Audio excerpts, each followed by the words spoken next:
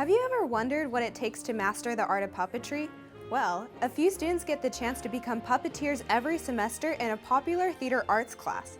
Reporter Alexis Flake visited the puppet show and found a few surprises. Take a look. We don't call them puppets. We're furry people. You heard that right, and these furry people are the main draw to one of the most unique classes here at BYU, puppetry. Students spend the semester in the scene shop designing, building, and bonding with their new sidekicks. Trenton is sort of he's my first little try, you know, and he's my little fella. So we've really come to know each other pretty well.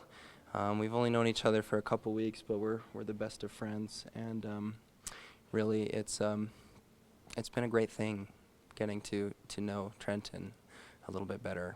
You can find students and puppets of all kinds in this class with majors ranging from theater education to physics. Sean Aaron is a psychology major whose childhood fascination with puppetry brought him to the class. What he didn't expect, though, is finding new ways to use puppetry in his profession. It sometimes could be easier, especially for people who struggle to express themselves, to use a third party to say what they want to say. Inspiration for each puppet is unique, and this class brings out some new and old interests in these puppeteers. There's puppets like Trenton, but then other than that, there's puppets, you know, all kinds that we can make. My first puppet was an eyelash curler.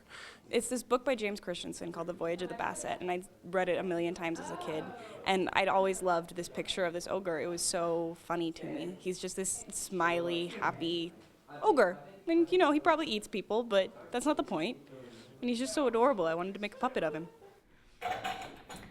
Big mouth puppets aren't the only style of puppets that students make in this class. Their last project was actually a bit surprising. Oh, wow. These massive papier-mâché heads made their way around campus. And while parading these puppets might not be a natural choice for some students, puppetry professor Nat Reed says performances like this can help them to open up. For me, anyway, I'm actually pretty shy, or used to be. And it helps you, hide behind something. Most of the students in this class weren't theater majors. I had a psychology major, a physics major, several other different majors, studio art major. And so it gives them a chance to perform, but not necessarily be the ones on stage. But is puppetry here to stay?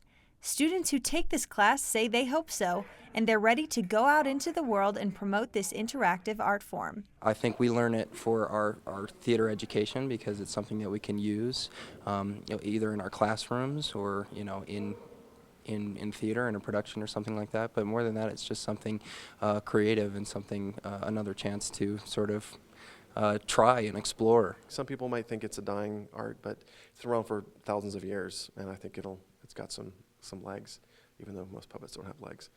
So if you're looking for a new way to express yourself or just a fun hobby, give puppetry a try. It might surprise you. Alexis Flake, BYU Weekly.